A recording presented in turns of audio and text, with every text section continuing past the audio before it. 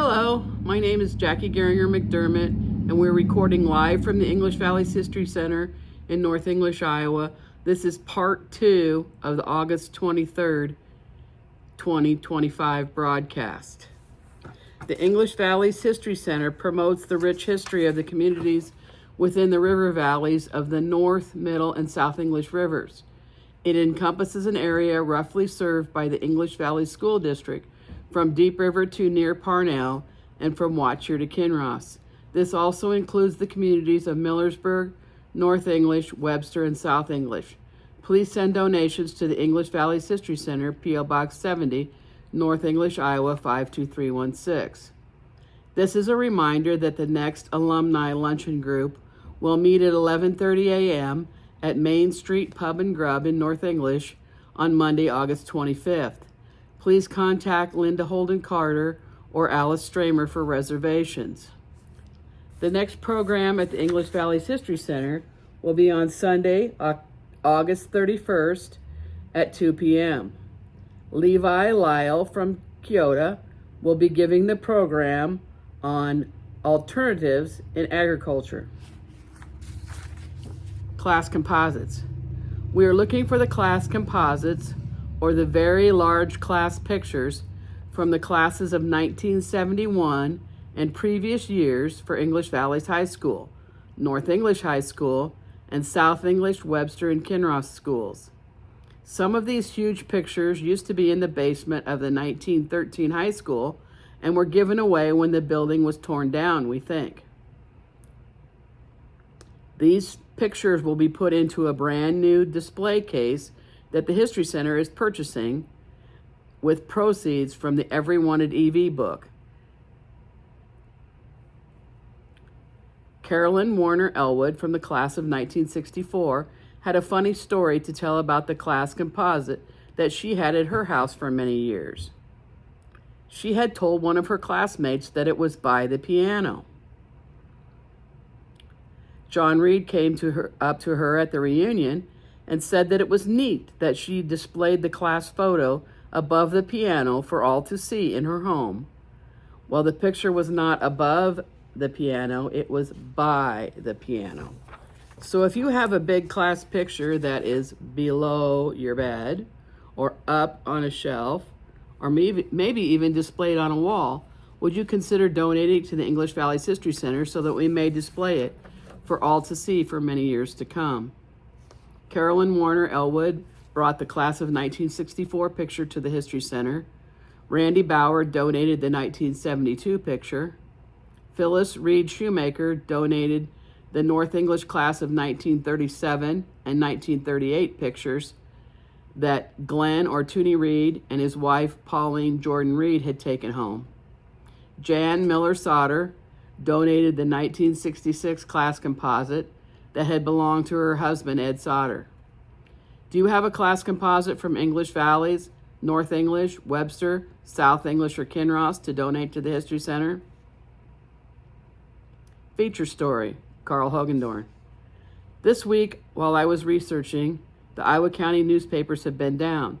So I researched a little in the Cedar Rapids paper, and I found this wonderful story about the Hogendorn family. I wanted to share it with all of you. In 1950, Carl Hogendorn was honored to win a $50 cash prize and numerous merchandise gifts when he and his wife, Bertilla, were feted at a dinner in Oskaloosa, and the grand prize was an all-expense-paid airborne trek for two to Chicago for a week, where they, quote, toured Chicagoland's wonders on a grand scale. Also, Mayor Elmer Miller asked the whole community to turn out for an official send-off from the Vets Building at 8:10 a.m. the morning of the day they left for Chicago. Carl Hogendorn worked at newspapers in Strawberry Point, Colfax, Grundy Center, and Wellsburg before coming to North English in 1933. Someone unknown had nominated Carl for the title of Most Worthy Citizen in a 10-county area, and he won from a group of 15 other citizens of Southeast Iowa. The reason he won was because he was such an exceptional citizen.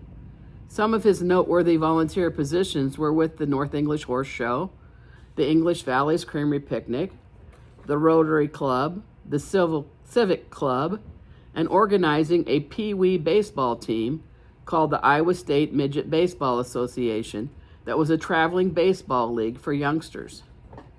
The article noted that Carl had just passed the leadership of the ball organization to Cloyd or Jinx Fuller. Carl helped organize the Press Colonists of Iowa in 1946 and served as the first president of that organization. The article also featured all of Carl and Bertilla's children who were born before 1950 and each person's involvement in the weekly newspaper, the North English Record, which at that time was owned by the Kunneman family and leased by the Hogendorns. The record has been published every single week by the Hogendorns for the preceding 17 years. The children were 13-year-old Terry, who fed paper into the press, and 10-year-old Harwood or David, who was the printer's devil, which is another name for an apprentice who might mix ink or fetch type. Joe Ray, who was 12, was society editor, and Marcia, age 9, was a reporter. The three youngest children at that time were Denise, age 5, Celeste or Leslie, age 2, and Honor, who was 7 months old. In later years, the Hogendorns bought the North English Record in 1955, and the three youngest children, Chris, April, and Lenny, were able to participate in the newspaper business also.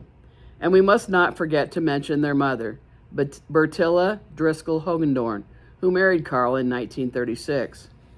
Bertilla served as the associate editor and advertising manager.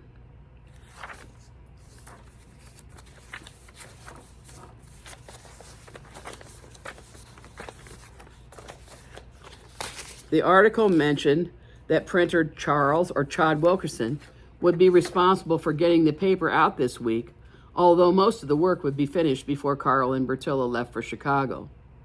These great pictures came from this article in the Cedar Rapids Gazette. These two of Carl, these hang on the wall at the History Center. That's him at the linotype machine.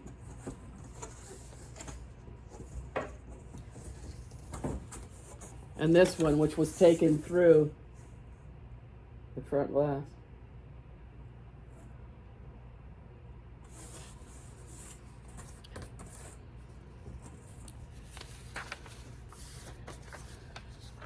And then there's this one.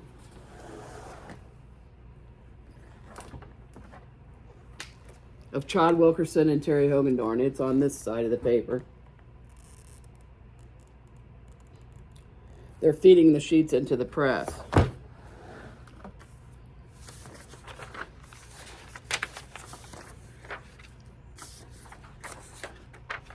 This one is of Carl's number one associate, Bertilla. And this one is the family at that time.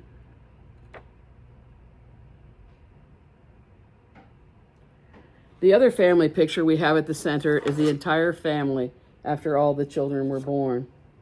They are Terry, Joe Ray, Harwood or David, Marcia, Denise, Leslie, Honor, Chris, April, and Lenny. What the article does not say is how much Carl became to be the voice of North English in the years that followed 1950. One of the important things Carl did was correspond with members of the armed forces in their travels throughout the world, helping them keep in touch with their hometown and sending the newspaper free to those who were serving their country. He also kept in touch with others who left North English to move elsewhere and reported about such things in his newspaper column each week. This promoted a sense of place or community within the English Valleys area. Carl was also a historian who told the history of the town in his articles over the years. For example, if there was an event happening at the telephone company, he would research the beginnings of the telephone company and attempt to tell as complete a story as possible of the company. His obituaries were also very informative, telling everything he could think of about a person. We have used his stories and obituaries for my broadcast many times already. Carl was named master editor/publisher by the then Iowa Press Association in 1962. Carl was the first president of the Iowa County Historical Society and was named Outstanding Senior Citizen in Iowa County in 1981. In 1983, Carl was awarded the title Mr. North English. And here's the picture of that day down at the park.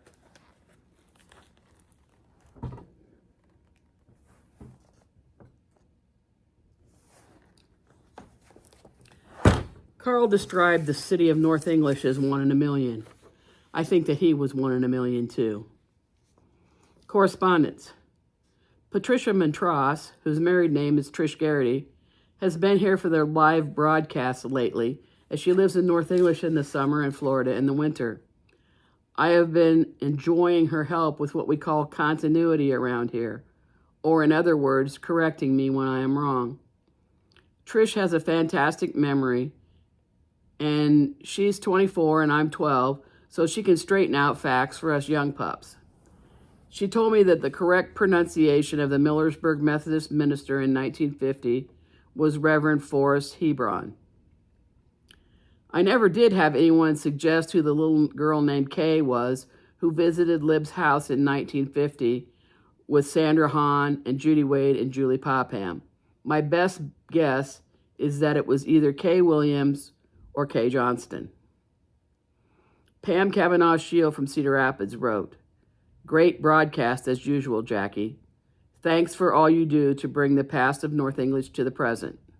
Thank you, I try. Vicki Orndorff Johnson from California said, "Thank you for today's broadcast. I enjoyed it immensely. Looking forward to next week." Mark Claypool from Sigourney said, "Jackie, today was special, as I remember Noah Miller walking all over town and getting the gum from him. He and Frank Mullen, who was Francie Bear's father, always had gum to give out. Thanks for the memories." Vera Dye said, "Bob Hervey also had a radio in the bus that he drove. Had it set to KIOA on one of the many music contest trips I made while I was in high school." Yep, I had forgotten about KIOA. It was our favorite station back in the day, as they played 1960s and 1970s music, which was not even called oldies yet then. Connie Brubaker commented on the story on Bob Hervey. "Thanks, Jackie. Robert was very special. I had him in my family longer than my mom and dad. He lived with us after his house fire." Susie Allison Lumberg from Iowa City said, "Well done, Jackie. Thanks for bringing back memories of Elsie Nelson. I spent a lot of time in Millersburg with Grandma Tidy and Grandpa Dean Gerard, so I knew Elsie well. Despite her challenges, nothing seemed to slow her down. Loved her snack shack with tasty treats. I apologize if that is not the correct name of the business. I did look to see if I could find what that business was called, but I didn't find it." You might have noticed that one of the volunteer activities that Carl Hogendorn was involved in was with a horse show at North English. I was talking to my friend Carol Benson from Sigourney, and she said that she was very much involved with the horse shows at North English during that time period. She also remembers riding in the Centennial Parade in 1954 in North English, along with several other yearly parades. Her aunt, Leola Moore Andrews, was married to Ernest, or E. Andrews, who was the superintendent at North English at that time. Therefore, Carol Benson is a first cousin to Jane Andrews Hedden from the class of 1957, who sent us the short stories about high school life at EV that I read in my broadcast this summer. And I especially like this picture of Mrs. Andrews standing, and she's down at what we call the old DX at the bottom of the hill of Main Street, and it's across the street from the old nursing home or hotel that was the home of the Green family when I was in junior high. I just thought this is a wonderful picture. Bonnie Romine gave me the list of everyone who attended the alumni gathering at the History Center on July 26th. I was interested in how many classes were present and how many from each class, although I am certain that the class of 1975 had the most students present. More on that later. We are interested in learning about historical English Valleys items that you might wish to donate to the History Center. Please contact Dave Jackson, Scott Romine, or any board member to donate.